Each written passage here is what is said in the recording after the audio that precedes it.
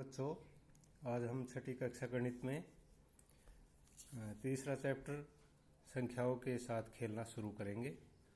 और इसमें आज हम आपको उदाहरणों की सहायता से गुणनखंड और गुणज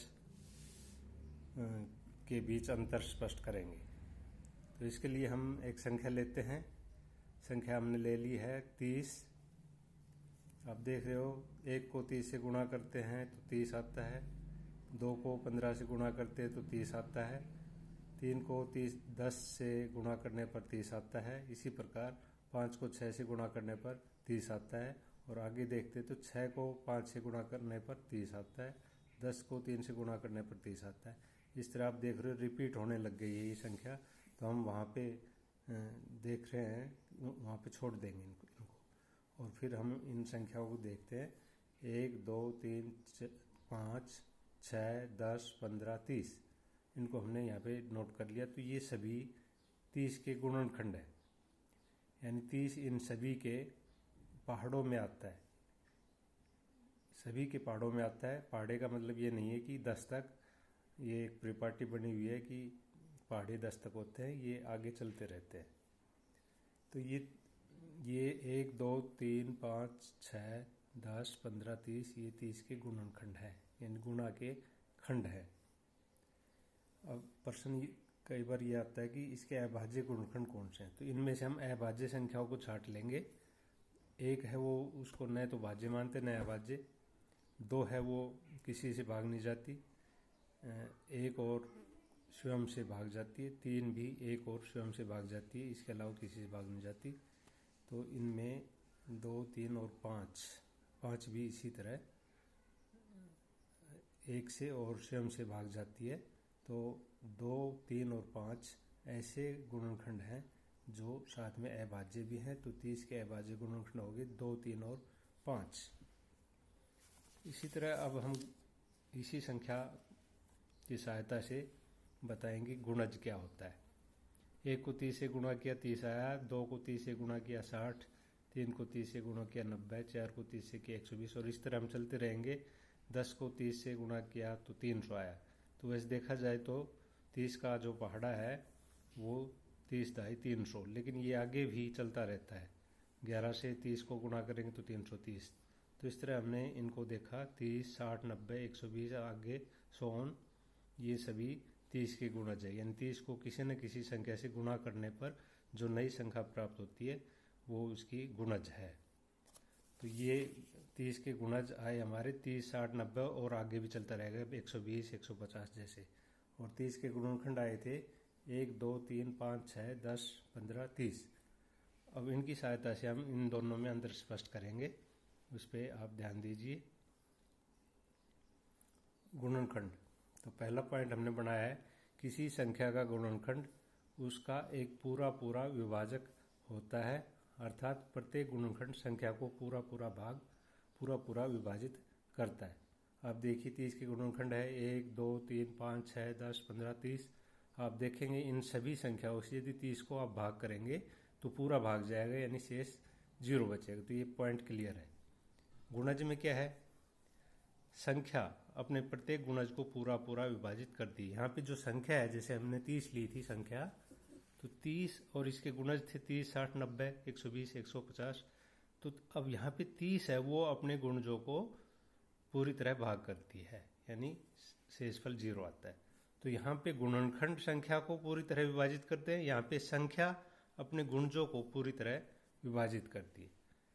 दूसरा पॉइंट हमने बनाया है, प्रत्येक संख्या अपने गुणनखंड की गुणज होती है।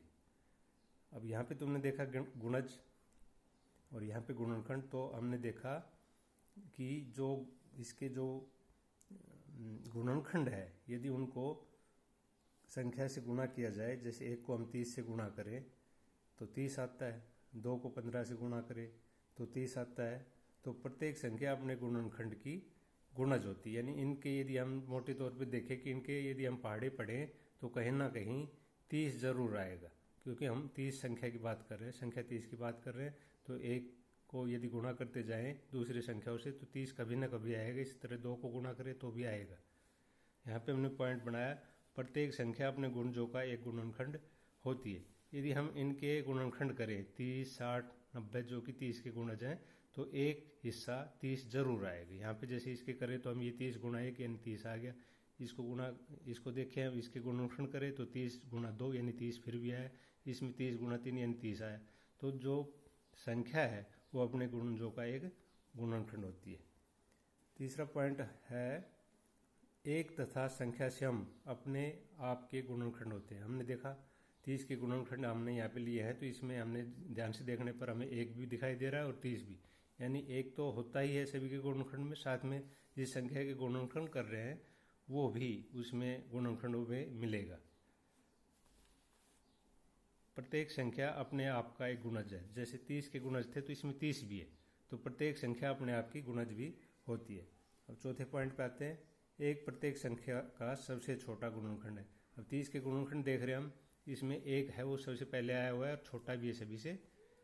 यहाँ पे चौथा पॉइंट, प्रत्येक संख्या अपने आप का सबसे छोटा गुणज। यहाँ पे 30 के गुणज थे 30, 60, 90, तो इसमें जो सबसे छोटा है वो 30 है, यानी संख्या खुद ही अपना सबसे छोटा गुणज है। पांचवा पॉइंट देख रहे हैं हम, प्रत्येक संख्या के गुणनखंड उस संख्या से छोटे या बराबर होते हैं। देखिए आप 30 के गुणनखंड हैं 1, 2, 3, 5, 6, 10, 15, 30, तो इसमें 30 को छोड़कर बाकी सारे गुणनखंड 30 से छोटे हैं। तो हमारा पॉइंट था कि प्रत्येक संख्या के गुणनखंड उस संख्या से छोटे या बराबर होते हैं, तो ये बाकी छोटे हैं और 30 है वो इसके बराबर है। यहाँ पे पांचवा पॉइंट आता है, प्रत्येक संख्या के गुणज उस संख्या से बड़े या बराबर होते हैं। यहाँ देखिए आप 30 के जो गुणज हैं 30, 60, 90, तो इसमें ज़्यादातर बड़े हैं एक को छोड़कर 30 को, तो 30 यानी संख्या के बराबर हो सकता है या उससे बड़े होंगे। छठा पॉइंट हमने बनाया, प्रत्येक संख्या के गुणनखंडों की गिनती परिमित होती है। यहाँ पे आप देखिए इसके गुणनखंड है 1, 2, 3, 4, 5, 6, 7, 8, यानी हमने गिनती कर ली, ये परिमित हुआ यानी 30 के गुणनखंड 8 है, तो प्रत्येक संख्या के गुणनखंड को गिनती परिमित होती है। यहाँ पे देखिए आप प्रत्येक संख्या के गुणजों की गिनती अपरिमित, यानी जिनकी गिनती ना की जा सके। आप देखिए यहाँ पे 30 के गुणज में 30, 60, 90, उसके बाद 120, 150 और ये चलता रहेगा असंख्य संख्या तक, यानी जिनको हम गिन नहीं सकते। तो हमारी ये छठा पॉइंट क्लियर होता है कि प्रत्येक संख्या के गुणजों की गिनती अपरिमित होती है। सातवां पॉइंट हमने बनाया है, गुणनखंड के लिए और भी शब्द हैं पर्यायवाची, फैक्टर, डिवाइजर, अपवर्तक शब्दों का प्रयोग भी करते हैं। इसी तरह आप देख रहे हैं गुणज के लिए मल्टीपल, अपवर्त्य शब्दों का प्रयोग भी किया जाता है। ये मेन हमने ध्यान रखना है, अपवर्तक है गुणनखंड और अपवर्त्य है गुणज। बच्चों अब हमने गुणनखंड और गुणज में अंतर स्पष्ट हो गया होगा हमें, और अब इससे आधारित हम एक्सरसाइज 3.1 के कुछ सवाल सोल्व करेंगे। निम्नलिखित संख्याओं के सभी गुणनखंड लिखिए। तो पहली संख्या दे रखी 24, 24 के गुणनखंड हमने बनाया है 24 बराबर 1 गुणा 24, 24 बराबर 2 गुणा 12, 24 बराबर 3 गुणा 8, 24 बराबर 4 गुणा 6, 24 बराबर 6 गुणा 4, यानी ये रिपीट होने लगी, वहाँ पे हम छोड़ देंगे और फिर हम इनको लिख लेंगे छोटे से बड़े की तरफ। 1, 2, 3, 4, 6, 4, 6, 8, 12, 24। देखिए यहाँ पे ये 24 के गुणनखंड हो गए। इसी तरह हम सेकंड पार्ट कर रहे हैं इसका, बी पार्ट। 15 के गुणनखंड करने हमने, तो 15 बराबर 1 गुणा 15, 15 बराबर 3 गुणा 15, 15 बराबर 5 गुणा 3। यहाँ देखो आप रिपीट हो गए हैं 5 और 3, तो यहाँ पे हम छोड़ देंगे, तो इनको नोट कर लेंगे, तो ये 15 के गुणनखंड है। इसी तरह नेक्स्ट है इसमें 21 बराबर 1 गुणा 21, 21 बराबर 3 गुणा 7, 21 बराबर 7 गुणा 3। देखो यहाँ पे रिपीट हो गया है, इनको नोट कर लेंगे। 1, 3, 7, 21, 21 के गुणनखंड है। तो बच्चों इसमें सभी सवाल एक जैसे हैं, तो गृह कार्य में आप क्वेश्चन फर्स्ट के बाकी बचे हुए पार्ट करेंगे। क्वेश्चन दूसरा देखिए आप, क्वेश्चन दूसरे में ये कह रहा है निम्न संख्याओं के प्रथम 5 गुणज, यानी पहले 5 गुणज बताने हमने 5 के, तो बहुत आसान है, इसको हम 5 के पहाड़े के रूप में भी देख सकते हैं। 5 गुणा 1 बराबर 5, 5 गुणा 2 बराबर 10, 5 गुणा 3 बराबर 15, 5 गुणा 4 बराबर 20, 5 गुणा 5 बराबर 25। तो इस तरह ये पहले 5 गुणज आ गए, तो 5 के प्रथम 5 गुणज 5, 10, 15, 20, 25। तो इसी तरह गृह कार्य में इसके बचे हुए पार्ट आप करेंगे। तीसरा क्वेश्चन इसमें आता है, कॉलम बने हुए हैं स्तंभ 1 और स्तंभ 2। हमने थोड़ा सा पढ़कर और ध्यान से देखेंगे। यहाँ पे स्तंभ 1 में है 35, 15, 16, 20, 25 और स्तंभ 2 में इनके गुण दिए गए हैं, तो उसके आधार पे हमने इनका मिलान करना है। तो पहला 8 का गुणज। 8 का गुणज मीन 8 के पहाड़े में कौन सी संख्या आती है? आप देख रहे हो 35, 15, 16, 20, 25, तो ये 16 आता है 8 के पहाड़े में, तो ये 8 का गुणज हो जाएगा। तो पहले का आंसर हो गया बी।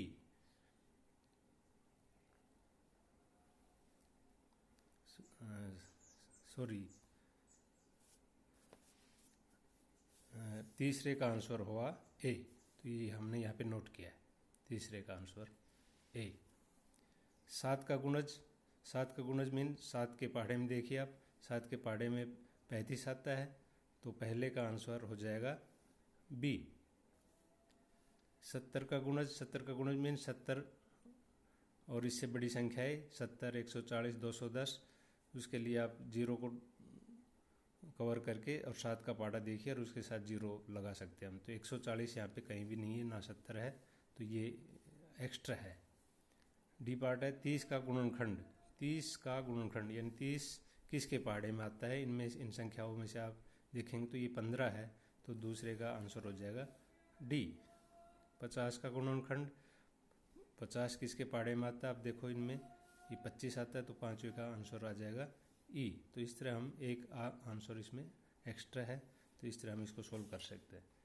इस एक्सरसाइज में लास्ट क्वेश्चन 4 आता है, 9 के सभी गुणज ज्ञात कीजिए जो 100 से कम हो। तो 9 के गुणज मीन 9 का पहाड़ा, लेकिन इससे ऊपर भी चला जाता है, पहाड़े तक नहीं रुकेंगे हम। 9 गुणा 1 9, 9 गुणा 2 18, 9 गुणा 3 27, 9 गुणा 4 36, 9 गुणा 5 45 और इस तरह चलते 9 गुणा 10 90 और 9 गुणा 11 99, 9 गुणा 12 बराबर 108। अब ये 108 100 से अधिक हो गया है, तो 100 से जो नीचे हैं वो हम यहाँ पे नोट कर लेंगे। 9 18 27 36 45 54 63 72 81 90 और 99, ये 9 के वो गुणज है जो 100 से कम है। धन्यवाद बच्चों। अगले टॉपिक के लिए नेक्स्ट वीडियो देखिए।